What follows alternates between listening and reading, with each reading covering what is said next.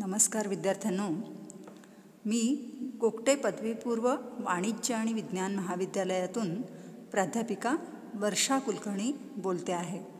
माझा विषय आहे मराठी.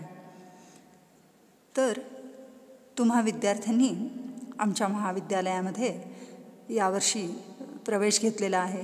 तुम्ही 11वीच्या वर्गात आलेले आहात आणि दुर्दैवानं या कोरोनाच्या संकटामुळे आपण प्रत्यक्षात भेटू शकत नाही आहोत आणि त्यासाठी हा ऑनलाईन वर्गाचा उपक्रम आम्ही हाती घेतलेला आहे. आज मी तुम्हाला तुमच्या मराठीच्या पाठ्यपुस्तकाची ओळख करून देणार आहे. सर्वप्रथम तुम्ही मराठी विषय निवडलात याबद्दल तुमचं अभिनंदन. साहित्य मंथन भाग 1 असं तुमच्या या पाठ्यपुस्तकाचं नाव आहे आणि या पाठ्यपुस्तकामध्ये 12 धडे, 12 कविता, 4 स्थूल वाचनपर लेख आणि थोडं बहुत व्याकरण असं या तुमच्या पाठ्यपुस्तकाचं स्वरूप आहे. मी तुम्हा सर्व विद्यार्थ्यांना एक विनंती करेन की तुम्ही सर्वांनी कृपा करून मराठीचं हे पाठ्यपुस्तक विकत घ्या, म्हणजे मी शिकवलेले हे ऑनलाईन धडे समजणं तुम्हाला जास्त सोपं जाईल. जोवर समोर टेक्स्टबुक नसेल तोवर भाषा शिकणं अवघडच. तर त्याच्यासाठी सगळ्यात आधी पाठ्यपुस्तक खरेदी करायची गडबड करा. तर आज मी तुम्हाला तुमच्या पाठ्यपुस्तकातला पहिला धडा शिकवणार आहे. हा धडा तसा जुना आहे, अर्थात जुन्या मराठी भाषेतला आहे. 12व्या शतकातली मराठी भाषा या धड्यामध्ये पाहायला मिळते. लीळाचरित्र असं या धड्याचं नाव असून म्हाईम भट हे लेखक आहेत. लीळाचरित्र हे म्हाईम भटांनी चक्रधर स्वामींचं लिहिलेलं चरित्र आहे. 12व्या शतकामध्ये महाराष्ट्रामध्ये महानुभाव पंथ नावाचा पंथ उदयाला आला. या महानुभाव पंथाचे 2 संस्थापक होते. एक होते चक्रधर स्वामी आणि दुसरे होते गोविंद प्रभू स्वामी. तर या चक्रधर स्वामींनी जे काही त्यांच्याविषयीच्या ज्या काही आठवणी आहेत त्या या म्हाईम भटानं या लीळाचरित्रामध्ये संकलित केलेल्या आहेत आणि गोविंद प्रभूंविषयीच्या आठवणी गोविंद प्रभू चरित्र या ग्रंथामध्ये संकलित केलेल्या आहेत. तर लीळा या शब्दाचा अर्थ आहे आठवण आणि म्हाईम भटानं अनेक आठवणी या दोन्ही संतांच्या या त्यांच्या चरित्रामध्ये एकत्रित केलेल्या आपल्याला बघायला मिळतात. तर आज आपल्याला लीळाचरित्र या चक्रधर स्वामींच्या चरित्रातील त्यांच्याविषयीच्या 2 आठवणी अभ्यासायच्या आहेत. हे दोघेही सत्पुरुष होते, साधू होते, संत होते. आपलं गाव आणि आपला परिसर परिसर जो आहे त्या परिसरातील लोकांना मदत करणं हे या 2 संतांचं उद्दिष्ट होतं. अनेक लोकांना त्यांनी मदत केली. थोर संत म्हणून या दोघांनाही ओळखलं जातं आणि म्हाईम भटाला आद्य चरित्रकार म्हणून ओळखलं जातं. लीळाचरित्र हा मराठीतला पहिला चरित्र ग्रंथ आहे आणि तो लिहिणारा लेखक म्हाईम भट म्हणून तो आद्य चरित्रकार ठरतो. तर जुनी मराठी भाषा कशी होती तर त्याचा एक नमुना म्हणून इथे तुम्हाला हा पाठ देण्यात आलेला आहे.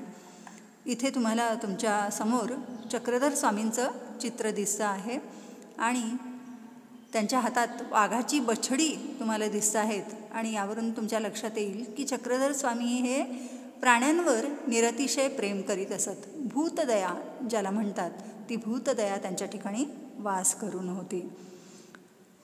तर अहिंसा वृत्ती इथे चक्रधर स्वामींविषयीच्या 2 लीळा अर्थात 2 आठवणी सांगण्यात आलेल्या आहेत आणि त्या दोन्ही आठवणी आज मी तुम्हाला शिकवणार आहे. अहिंसा वृत्ती अशी पहिली आठवण आहे. ही आठवण अशी आहे. गावी एकी वृक्षाखाली आसन, तव पारधी वाटे ससा सीडिला, ते या पाठी सुणी सोडिली, काकुळती येऊनी ससा जानूतळी रिगाला, सुणी उभी राहिली, मागील कडवनी पारधी आले, तेही विनविले ससा सोडिजोजी. सर्वज्ञे म्हणितले, हा येथ सरण आला. पुढती तीही म्हणितले, जीजी हा होडेचा ससाजी, हा सोडावाजी. सर्वज्ञे म्हणितले, हा गा येथ सरण आले या, काही मरण असे. हा गा ए राणी असती पाणी पिती, याते तुम्ही का मारा.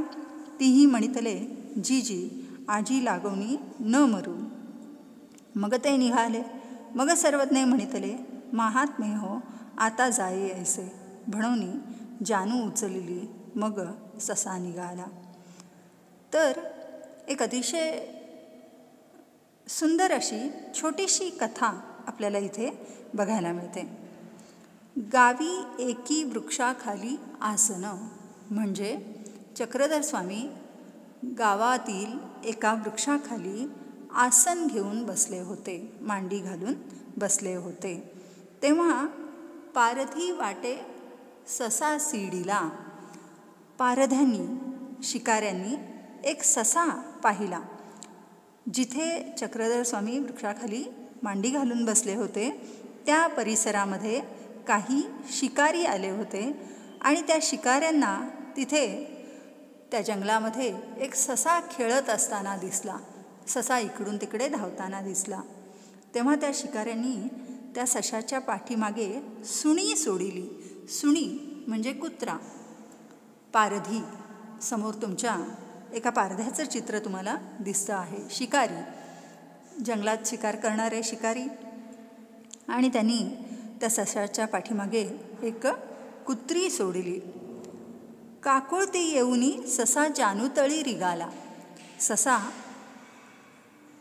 सशाच्या पाठीमागे या पारध्यांनी कुत्रीला सोडलं आणि हा ससा घाबरला आणि आपला जीव वाचवण्यासाठी धूम पळत सुटला. आणि पळता पळता हा ससा या चक्रधर स्वामींच्या जवळ येऊन पोचला आणि चक्रधर स्वामींच्या मांडीचा आश्रय या सशानं घेतला. या पारध्याजवळची ही जी कुत्री होती ती देखील चक्रधर स्वामींपर्यंत येऊन पोचली. मात्र काय करावे ते न कळून कुत्री उभी राहिली. मागील कडवनी पारधी आले, तेही विनविले ससा सोडिजोजी. पारधी तिथपर्यंत येऊन पोचले आणि त्यांनी चक्रधर स्वामींना सांगितलं की स्वामी सशाला सोडून द्या, कारण हा होडेचा ससाजी, हा पैजेचा ससा आहे. आम्ही लोकांनी या सशावर पैज लावलेली आहे आणि याला सोडून द्या. सर्वज्ञे म्हणितले, हा गा येथ शरण आले या, काही मरण असे. हा ससा मला शरण आलेला आहे, याला काही मरण नाही. हा ससा मला शरण आलेला आहे, याला काही मरण नाही. या सशाला माझ्याजवळ राहू दे. हा शरण आलेला आहे मला आणि याला मी तुम्हाला देणार नाही. पारधी म्हणायला लागले की आम्ही त्याच्यावर पैज लावलेली आहे, आम्ही त्या सशाला आधी पाहिलेला आहे आणि आम्ही त्याच्या मागे लागलेलो आहोत, तेव्हा तो ससा आमच्या मालकीचा आहे, तेव्हा आम्हाला तो देऊन टाका. चक्रधर स्वामी म्हणू लागले की नाही, तो मला शरण आलेला आहे आणि मला जो कोणी शरण येतो त्याला मी जीवदान देत असतो, अभयदान देत असतो, तेव्हा हा ससा काही मी तुमच्या हाती देणार नाही. आणि मग चक्रधर स्वामींनी अर्थात सर्वज्ञांनी त्या पारध्यांना विचारलं की हा ससा रानात असतो, पाणी पितो, याला तुम्ही का मारताय, त्यानं तुमचं काय वाईट केलं आहे. त्यावर ते म्हणाले की जीजी आजी लागोनी न मरू. इथून पुढे आम्ही या सशाला मारणार नाही, किंबहुना सशालाच काय कुठल्याही प्राण्याला मारणार नाही. अर्थात या पारध्यांना सर्वज्ञांचं बोलणं ऐकल्यावर पश्चात्ताप झाला त्यांना कळून चुकलं की अरे उगीचच आपण एका निरपराध प्राण्याच्या मागे लागलेलो आहोत, उगीचच त्याचा जीव आपण घ्यायला बघतो आहोत, तेव्हा आपण या प्राण्याला मारता कामा नये म्हणून जानू उचलली. मग पारध्यांना जेव्हा कळून चुकलं की आपण चुकीचं काम करतो आहोत, या सशानं आपलं काहीही वाकडं केलेलं नसताना आपण त्या सशाचा जीव घेऊ पाहतो आहोत, हे अत्यंत चुकीचं कर्म आहे, पापकर्म आहे. तेव्हा ते पारधी तिथून निघून गेले आणि त्यावेळेला चक्रधर स्वामींनी आपली मांडी उचलली आणि सशाला जाऊ दिलं आणि सशाला सांगितलं की अरे तू तर महात्मा आहेस, तू तर एक महान आत्मा आहेस, तुझा जीव आज वाचला, तू खरोखरच कुणीतरी थोर प्राणी आहेस आणि जा, आता काहीही काळजी करू नकोस, पूर्वीसारखाच बिनधास्तपणाने या जंगलात वावर, गवत खा, पाणी पी, तुला जिथे कुठे हिंडायचं आहे, बागडायचं आहे तिथे तू बागड, कोणत्याही प्रकारची काळजी करू नकोस, निवांत राहा. या जोवर मी इथे आहे, जोवर मी या जंगलात आहे, तोवर तुला काहीही भय नाही. आणि ससा देखील मोठ्या आनंदानं टुणकन उडी मारून तिथून पसार झाला. तर अशा तऱ्हेनं या लीळेमधून चक्रधर स्वामींची भूतदयावृत्ती दिसून येते, प्राण्यांवरचं त्यांचं प्रेम इथे दिसून येतं. अशाच तऱ्हेची याच पाठामध्ये चक्रधर स्वामींची आणखीन एक लीळा आहे. या लीळेचं नाव आहे चक्रधरांची विनोदबुद्धी.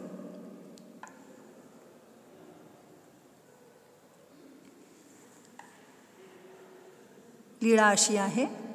मग बोणेबाई चिये गुंफेसी चोरू निघाला, तो अवघे पदार्थ बाहिरी अंगणा घेऊनी आला.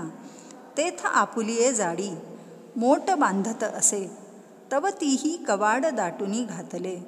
मग बोबाती धाववा मुनिदेया, चोरे नागविले बा मुनिदेया. ऐसिया बोबात असती, तब गोसावी बीजे केले. साचलू पडिला आणि चोरे वास पाहिली, तब गोसावियाची श्रीमूर्ती वाढीनली देखिली. ऐसेनी चोरू पळाला, मोठ जाडीची सांडोनी पळाला. मग सर्वज्ञे म्हणितले, बाई का काही म्हणत असा बाई. बोबाता चोरे नागविलो बा मुनिदेया. उघडावाई कवाड, कवाड उघडूनी बाहेरी आली. मग मोठ सोडविली. पापा बाई तुमचे काही गेले, अमुके असे अमुके असे. अवघेही पदार्थ होते. सर्वज्ञे म्हणितले, बाई जाडी कोणाची. तेही म्हणितले, जाडी चोराची. सर्वज्ञे म्हणितले, बाई तरी कवणे कवणू नागविला. तरी उपराठा चोरूची नागविला. तव तेही म्हणितले, आता तो जाडी कारणे मागुता येईल. सर्वज्ञे म्हणितले, बाई हे एवढे एयाते एसणे एक वाढीनले देखिले. तो भियाला तो गेला. तर अशी ही दुसरी लीळा जी आहे, या लीळेमध्ये आणखीन एक छोटीशी गोष्ट सांगण्यात आलेली आहे. बोणेबाई नावाची एक स्त्री असते आणि एकदा तिच्या घरात चोर शिरतो. तो घरातलं सगळं सामान घराबाहेर अंगणात घेऊन येतो आणि आपल्या एका चादरीमध्ये ते बांधतो आणि चादरीचं गाठोडं पाठीवर मारून तो चोर जायला निघतो. जेव्हा चोर घरातून बाहेर पडतो तेव्हा भेदरलेली बोणेबाई जोरजोरात आरडाओरडा करू लागते. धाववा मुनिदेया, धाववा मुनिदेया असं म्हणू लागते आणि चक्रधर स्वामींना हाकारू लागते. मुनिदेव किंवा स्वामी किंवा सर्वज्ञ किंवा राऊळ असं म्हणून चक्रधर स्वामींना त्या परिसरातले लोक संबोधत असत. तर जेव्हा ती आरडाओरडा करते तेव्हा चक्रधर स्वामी बघतात की ती आरडाओरडा करू लागते आणि त्यांच्या ओरडण्यानं चक्रधर स्वामी तिथे येतात. चक्रधर स्वामींची चाहूल लागताच चोर गाठोडं तिथंच टाकून धूम पळून निघून जातो. चक्रधर स्वामी तिथे येतात आणि दार वाजवतात आणि बोणेबाईला दार उघडायला सांगतात. बोणेबाई दार उघडते आणि तिला कळतं की चक्रधर स्वामी आलेले आहेत. ती खूप घाबरलेली असते. चक्रधर स्वामी तिला धीर देतात, म्हणतात घाबरू नकोस, चोर पळून गेला आहे, मी आलो आहे तुझ्या रक्षणासाठी, मी आलेलो आहे, चोर नाही आहे, ये बाहेर, दार उघड आणि बघ, चोर सगळं सामान इथेच टाकून गेलं आहे, बघ हे चादरीचं गाठोडं सोड आणि बघ तुझ्या घरातलं सगळं सामान तिथे आहे की नाही, काही चोरीला गेले का, सगळं जसंच्या तसं आहे की नाही बघ. आणि जेव्हा चोर चक्रधर स्वामी जेव्हा सगळं गाठोडं सोडतात तेव्हा त्या गाठोड्यामध्ये सगळं काही सामान असतं, एकही वस्तू चोरीला गेलेली नसते. आणि त्यावेळेला बोणेबाई खुश होते आणि चक्रधर स्वामींना म्हणते की तुमचे माझ्यावर खूप उपकार झाले, तुम्ही माझं घर चोरापासून वाचवलंत. आणि त्यावेळेला चक्रधर स्वामी म्हणतात ते तर झालंच, मी तुझ्या घरातलं सामान चोरानं लुटून नेण्यापासून वाचवलं, पण उलट तूच चोराला लुटलेलं आहेस. आणि कसं तर चोर स्वतःची चांगली चादर इथे तुझ्यासाठी टाकून गेलेला आहे आणि बघ, म्हणजे तू चोराला लुटला आहेस, चोर तुला लुटेल किंवा चोरानं तुला लुटलं याच्याऐवजी तूच चोराला लुटलेला आहेस. तुझा आवाज ऐकून चोर घाबरून पळून गेला आणि आपली चादर तुझ्यासाठी ठेवून गेला. आणि त्यावेळेला ती म्हणू लागते की अरे मग कदाचित तो जाडी कारणे मागुता येईल, कदाचित तो आपली चादर घ्यायला पुन्हा परत येईल, पुन्हा माघारी येईल. आणि त्यावेळेला जर मी एकटी असेन तर त्यावेळेला चक्रधर स्वामी म्हणतात की काही भीतीचं कारण नाही, चोर आता पुन्हा येणार नाही. आणि तो गेला, तो घाबरला, तो गेला आणि तो आता पुन्हा येणार नाही. त्याला कळून चुकलं आहे की तू हाक मारलीस तर तुझ्या रक्षणासाठी कोणीतरी येणार आहे, तेव्हा चोर आता माघारी येणार नाही, तू घाबरू नकोस. असं म्हटल्यानंतर चक्रधर स्वामींचं बोलणं ऐकून बोणेबाईचा जीव भांड्यात पडला आणि ती समाधानानं राहू लागली. तर अशा तऱ्हेनं चक्रधर स्वामींचा विनोदी स्वभाव या लीळेतून दिसून येतो. त्या बोणेबाईची थट्टा करतात, चेष्टा करतात की बघ, चोरानं तुला लुटलं नसून तूच चोराला लुटलं आहेस, त्याची चादर तुझ्यासाठी, तुझ्या उलट घरात जे सामान होतं ते चोरीला न जाता त्यामध्ये एका वस्तूची भर पडलेली आहे, चोराची चादर तुला मिळालेली आहे, चांगली जाडजूड अशी त्याची चादर तुला मिळालेली आहे. तर अशा पद्धतीनं चक्रधर स्वामींचा विनोदी स्वभाव या लीळेतून दिसून येतो. तर अशा अनेक लीळा म्हाइंभटानं संकलित केलेल्या आहेत आणि लीळाचरित्र असं पुस्तक त्यानं लिहिलेलं आहे. बऱ्याच आठवणी चक्रधर स्वामींविषयीच्या आपल्याला या पुस्तकात बघायला मिळतात. पैकी 2 गोष्टी, 2 प्रसंग, 2 घटना आपल्याला इथे आपण आज शिकलेलो आहोत. धन्यवाद.